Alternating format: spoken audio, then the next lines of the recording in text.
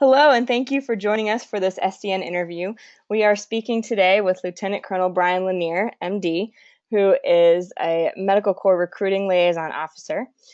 Dr. Lanier is a native of Covington, Kentucky. He earned his Bachelor of Science degree cum laude from Northern Kentucky University in Highland Heights, Kentucky. He received his commission as a U.S. Army officer through the Xavier University Reserve Officer Training Corps program in Cincinnati, Ohio, graduating as the recipient of the Daughters of the American Revolution Award.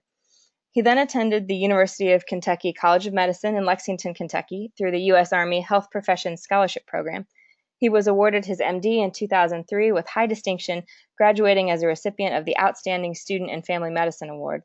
Upon graduation from medical school, he was commissioned as an officer in the Army Medical Corps. He went on to complete his residency in family medicine at Tripler Army Medical Center in Honolulu, Hawaii, graduating in 2006 as the recipient of the Outstanding Resident Teacher Award. Dr. Lanier, thank you so much for speaking with us today. I will turn this over to you and tell us a little bit more about yourself and your current role and what you do now. Sure. First of all, I want to thank you for the opportunity for this interview and an opportunity to get the Army medicine story out there to your community. So as Christy said, I am a prior recipient of the HPSP scholarship, and which was how I was able to attend medical school and get funded through that. And then then I did my residency in family medicine. After that, I took a position at Fort Benning, Georgia, where I did full scope practice in family medicine. So seeing clinic, delivering babies, taking care of patients on the inpatient wards. And I did that for a year and then deployed to Iraq in support of the 82nd Airborne Division. Spent about 13 and a half months there. And when I returned to Fort Benning, I joined the faculty of the family medicine residency program there. And in that capacity, I spent a lot of time teaching medical students and residents and interviewing medical students for spots in the residency program.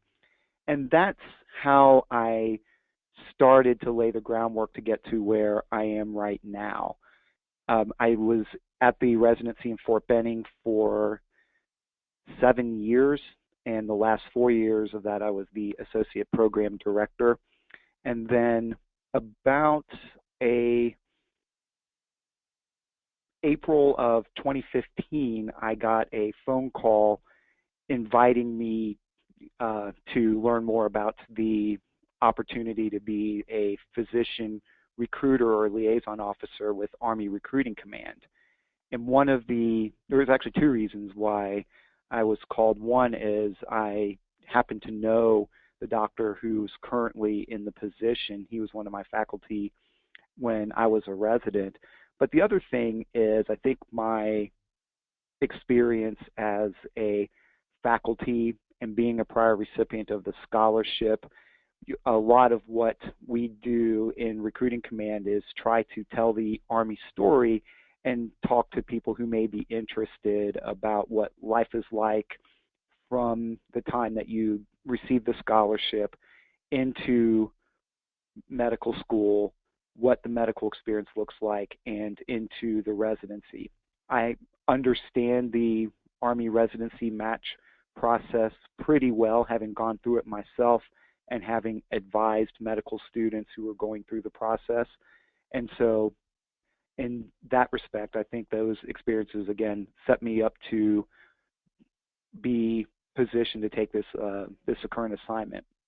And so I sort of interviewed for the job. Basically, that interview process was more of a feeling out whether I would be interested after learning about the job. To make a long story short, I expressed my interest, and after talking it over with my family and confirming that interest, what happened then was they sent my CV essentially for review by our Human Resources Command, and they agreed that I would be a good fit for this position. And so in July, we moved from Fort Benning, Georgia, Columbus, Georgia, up to Fort Knox, Kentucky, where I'm currently stationed. Very good. Well, thank you so much for taking some time to talk with us today. I know you keep a pretty busy schedule, it sounds like. Um, Yes. Go back to kind of the beginning of your career. Why did you decide to become a doctor, and what led you specifically into practicing in the Army? Can you talk a little bit about that decision process? Sure, absolutely. So I kind of always knew from a very relatively young age, I think, elementary, middle school, that I wanted to be a doctor. My younger brother had a pretty serious illness when he was a child, and so growing up, we spent a fair amount of time visiting him in the hospital and going to his doctor visits. And so that left me with a very strong impression about medicine as something that I wanted to do. Sure. And I never really wavered much from that going through high school and into college. I don't think I really knew exactly how to go about the process of being a doctor. You know, I had some vague ideas of the courses I needed to take. I didn't have a whole lot of people that I knew, though, that had already gone through that process to give me guidance along the way. About my sophomore year in college, I was still at home with my mom. We got a letter in the mail from the ROTC battalion at Xavier. And basically, that letter talked about the opportunities in ROTC, and what initially piqued my interest, although it's certainly not why I joined, it was, hey, we can pay for your school. I was like, okay. So, long story short, I did interview with them, and they gave me an opportunity before actually signing a contract. In the summer of 1996, I got to go to Fort Knox and drill there as part of what was called a Cadet Basic Camp or Camp Challenge. And I like to call it Basic Training Light because we were with drill sergeants learning how to march, saying yes, drill sergeant, no, drill sergeant, things that you may have seen in the movies if you don't have any prior experience with the armed forces. Experienced some of that, although my understanding was we were not treated nearly as rough as full basic training. But it opened my eyes to what the Army could offer. And when I left that experience, I was very satisfied. I was offered an ROTC scholarship based on my performance there, and I accepted that. And really, when I came back from that experience to my upperclassmen years in school, I wound up more motivated. I was volunteering my time to be more involved in campus. I started more aggressively seeking out mentorship to get me to where I wanted to go as far as my career path in medicine. And so what I really truly believe is that the Army gave me a sense of motivation and purpose that I hadn't had up until that point. And so as I was going through the med school application process, I knew about the HPSP scholarship. And from there, I knew at that point that if I were to get accepted into medical school, I would apply for the scholarship. I really wasn't interested in entertaining any other branch of service. I knew that I wanted to stay committed to the Army at that point.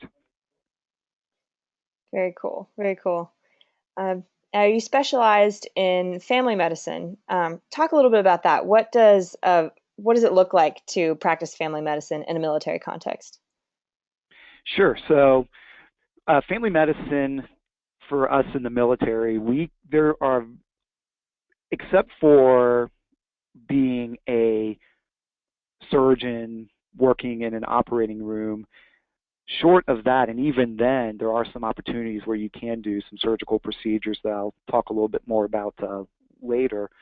But short of operating room experience for a lot of us, there's almost nothing that the Army won't ask us to do in some capacity, if we are interested and qualified to do that.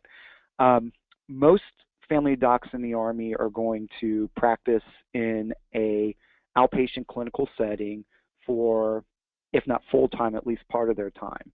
They're going to be given a group of patients that will be a mix of active duty, dependents of active duty service members, those being their spouses and children, and then also military retirees and their spouses.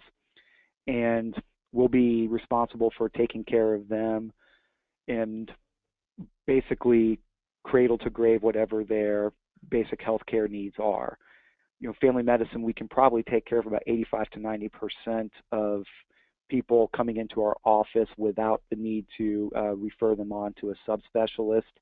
And for those where their needs exceed the scope of our training, then we'll identify the subspecialist and refer them on.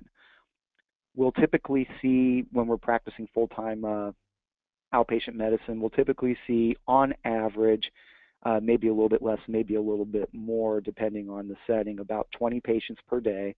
And we'll usually see clinic anywhere from 3.5 to 4 up to 4.5 days per week, with at least a half day, maybe a little bit more, depending on what other responsibilities may be, to catch up on completing charts, calling back patients, or answering secure messaging. We have a fully integrated electronic health record, and we do secure messaging with our patients.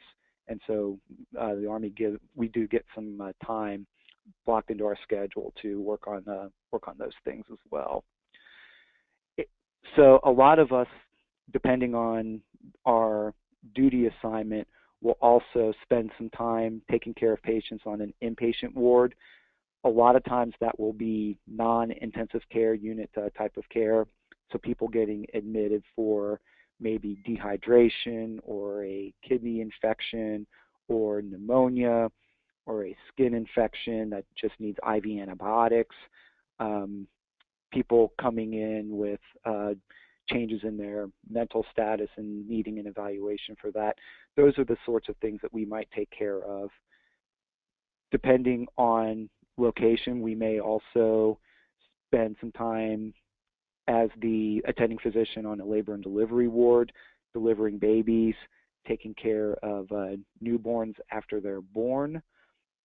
We may wind up following our own patients in clinic and then getting called in for delivery when the lady is ready to deliver. They'll call us in and we'll do the delivery. You will do that as a family medicine doc in your residency training in the Army. You may continue to do that as part of your practice once you finish your residency as well.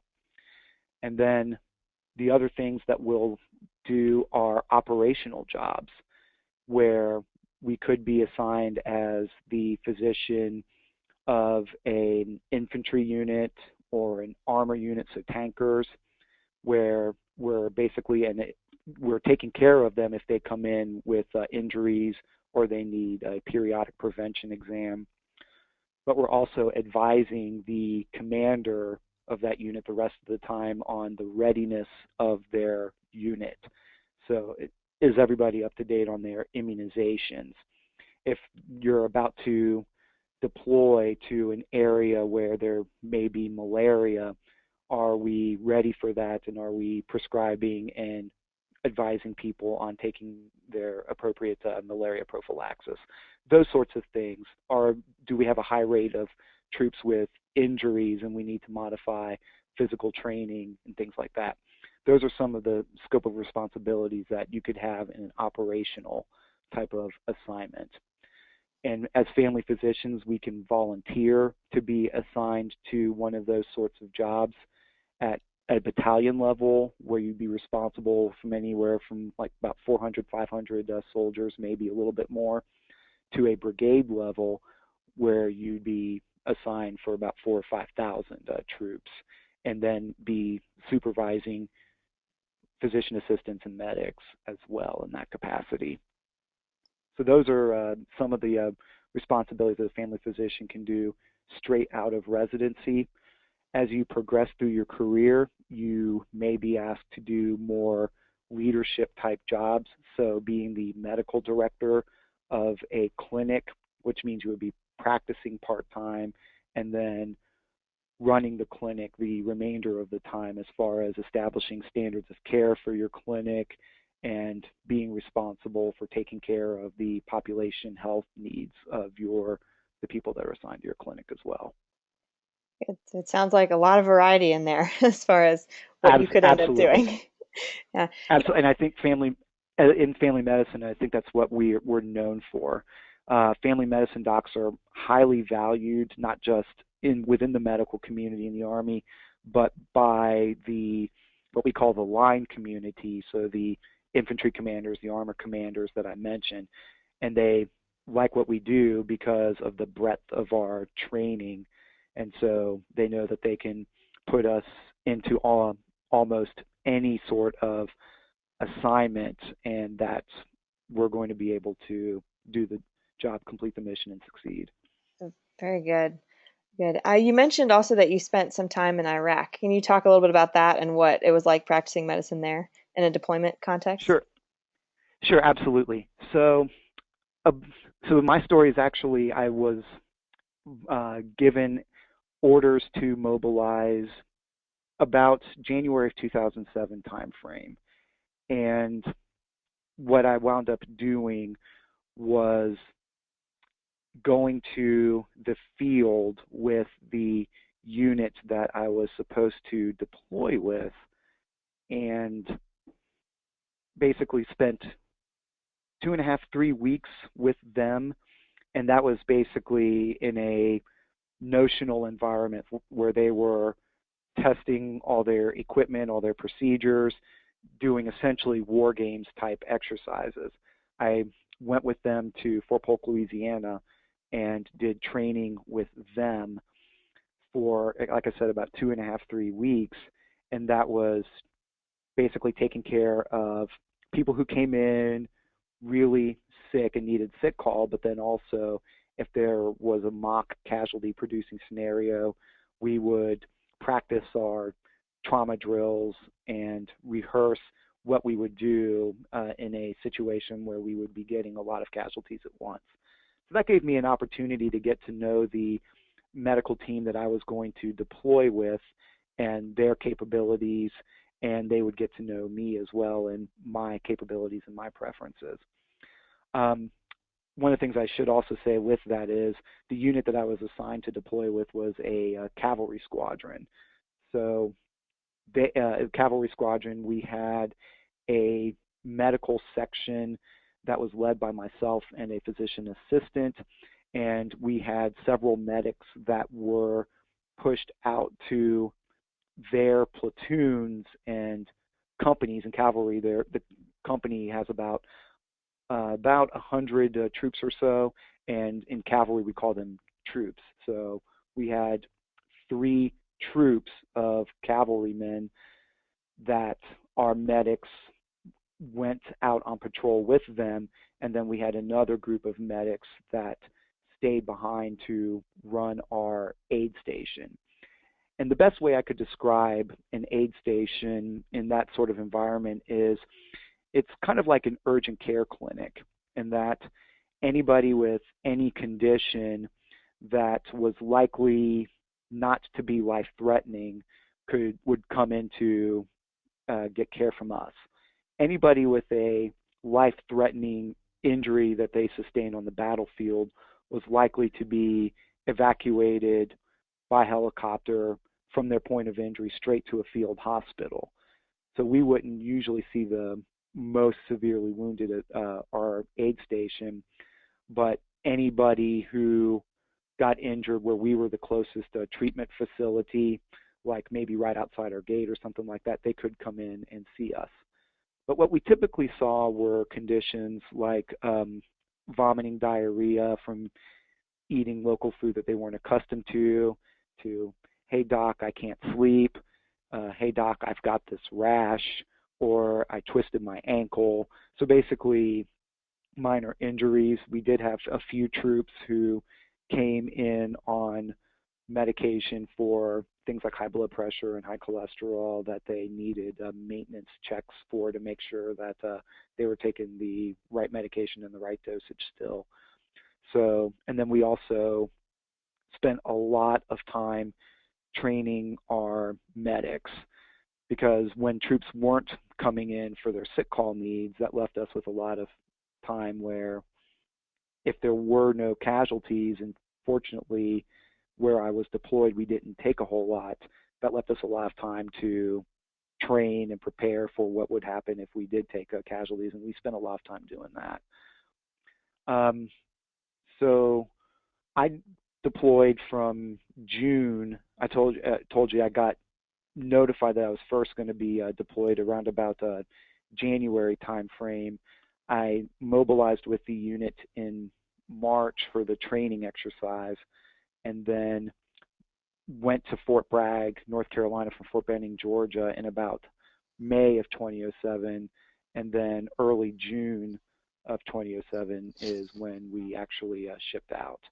And I was there from June 2007 till August of 2008. One of the other things that we did besides taking care of the troops and doing a lot of training with the medics is most units in Iraq will do, and in Afghanistan as well, would do what we called community medical engagements, where the unit would take either medics or maybe their physician or their PA out into the community to see patients in the community. We did ours a little bit differently in that the unit who was there before us had established a clinic just outside the walls of our base where they were taking care of patients with burns.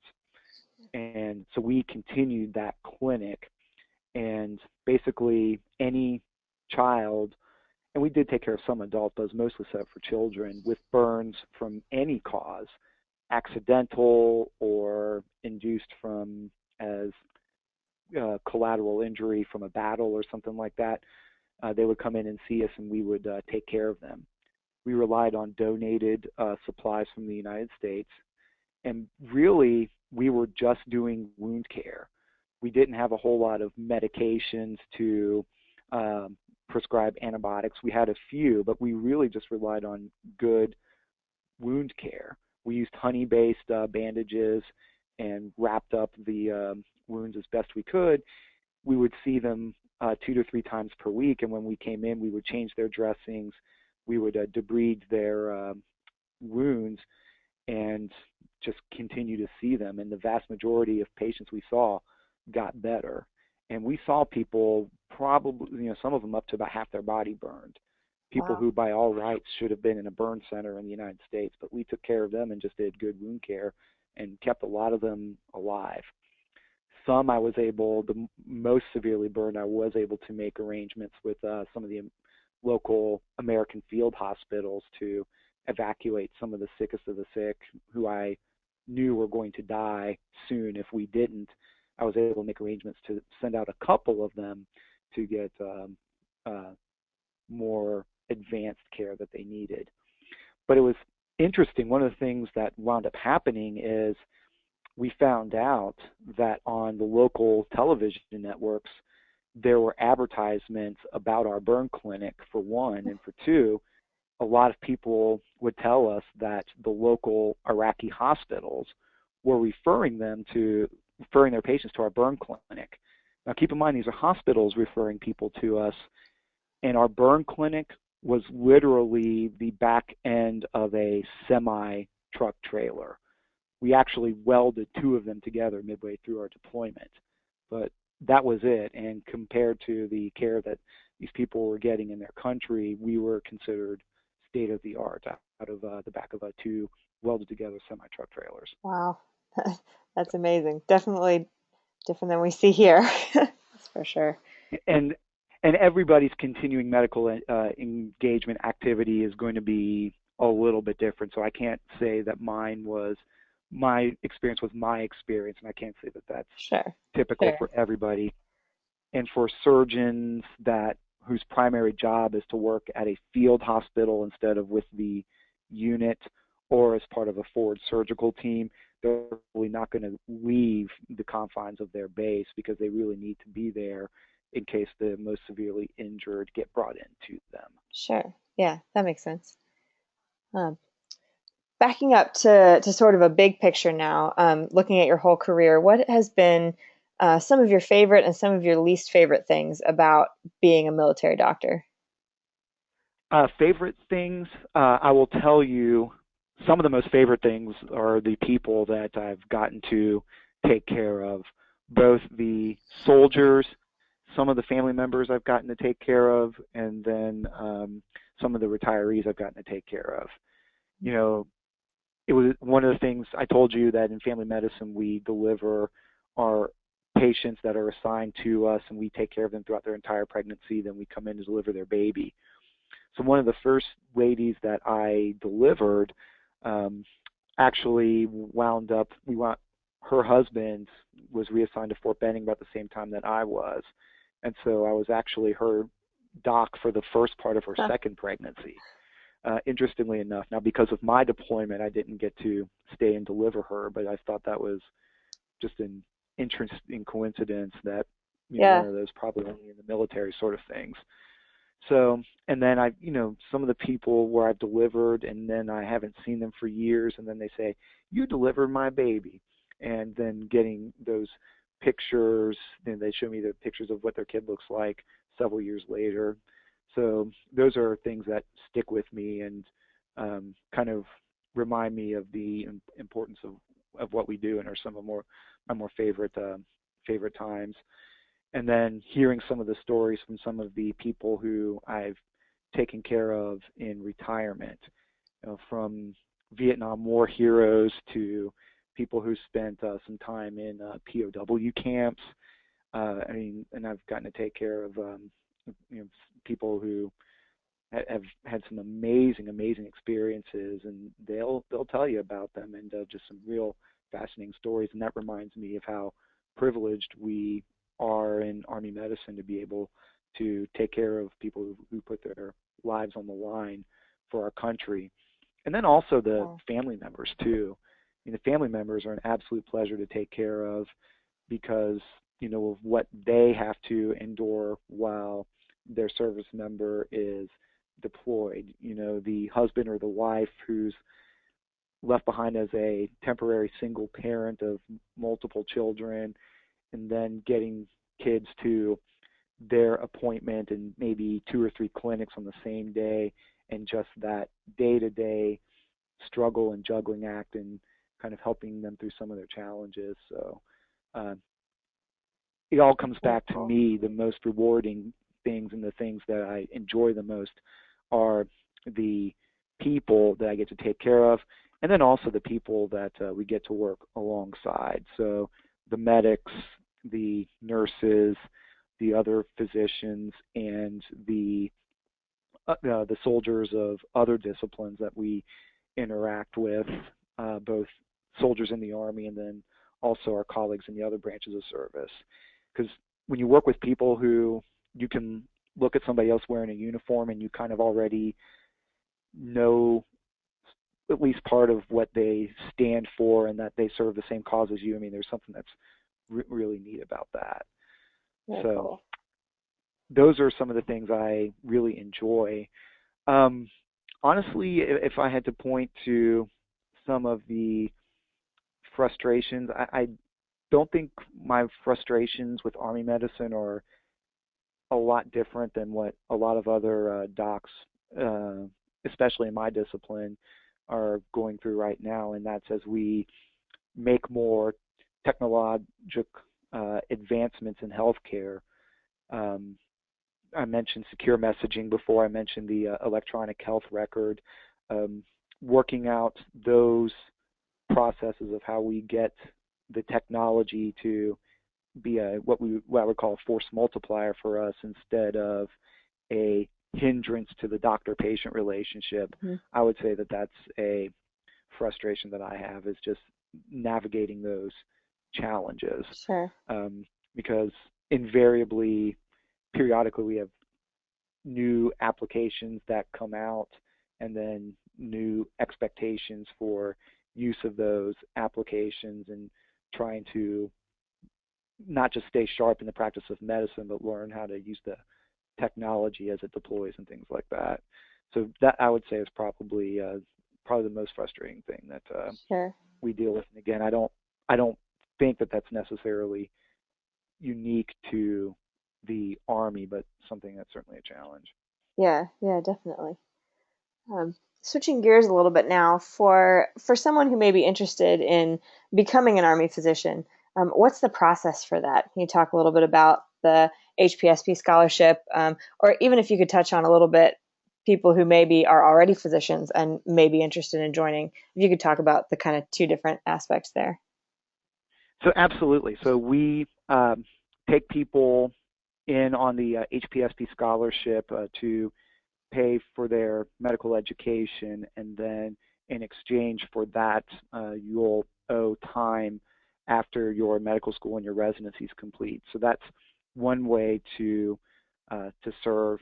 And then we also bring in people into the reserves, which is part-time service, typically drilling with the reserve unit one weekend a month, and then practicing um, in an Army hospital or training with a field-based unit for 2 weeks out of the year. We can bring people into the reserves um, as early as medical school. We have a stipend program for medical students, but typically we bring in people um, their residency or following their residency once they're out and practicing. And then for people who are interested in active duty past medical school, we are able to bring in people to active duty once they finish their residency as well. We can take people in up until the age of 42, and then for anybody who wants to serve but is past that age 42 cutoff, um, in many cases, we're able to work out a waiver process. And the reason that is that age of 42 is for all branches of um, service in the Army, all disciplines of service, not just medicine. But for doctors and the what we're expected to do physically, cognitively, we can bring people in above that age cutoff. And we've brought people in up until like their mid and upper 50s into the reserve or the active component. For that age group, it can be, the older a physician is, above 42, it may be a more lengthy process to get that waiver process approved, but it still is very possible. For people who are considering the scholarship, or for people who are in residency or just finished their residency, what we would typically do is link you up with a healthcare recruiter in your area, and we expect that you will be professionally qualified, meaning that you have your license, you've passed your boards, all 3 steps, and that you are board certified or at least board eligible, and that you're physically qualified. So we're going to make sure that you take a military physical just to identify any disqualifying medical conditions. Again, for physicians, some things that the general Army would consider disqualifying for service, we can be qualified for service as physicians. But we will go through that process. And then also morally qualified, so making sure that that you meet the moral qualifications of not just being a physician, but you're commissioned as an officer. And so we'll do a little bit of a background check to make sure that like no felony convictions, things like that in your past. Sure. Well, so that's for anybody who's wanting to apply. Specific populations, so for people in their undergraduate who are applying for medical school, we will need your undergraduate transcripts and also the scores on your MCAT. And so the best time to start working with a healthcare recruiter is about the time that you're starting to take the MCAT to let them know that you're interested. And then once you take your MCAT and have a score, then we can really begin the process. We do have minimum standards for GPA and the MCAT for the scholarship. For a GPA, we require a 3.2, and then for the MCAT, we require a 500 and a minimum of 124 in each of the 4 categories. And that's, again, the minimum qualifications for the scholarship. If you are accepted into a accelerated program, like a bridge program, like a bachelor's to MD program that doesn't require the MCAT, then we can waive the MCAT requirement if your school is one that doesn't require it. I'll also say that the scholarship only applies to those that are accepted to in an accredited school in the U.S. or Puerto Rico. So for people who get American students who get accepted abroad, you would not be eligible for the scholarship. Good. For people already in medical school or in residency, within residency, we have stipend programs for the reserves and possibly active duty, and those are specialty dependent, that once you are basically know where you're going to be doing your residency practice, that's when you would want to reach out to us so we could start the process of getting your application together for either the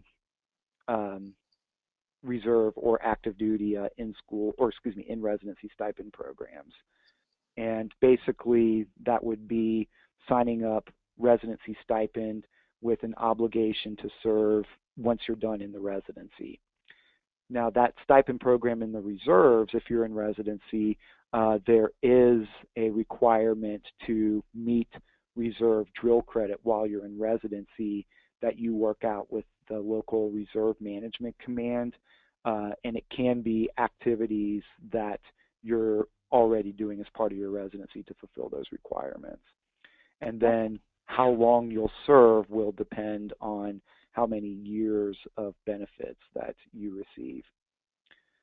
For physicians that are graduating residency and did not do a stipend program within residency or who are already out in practice, then we have loan repayment programs or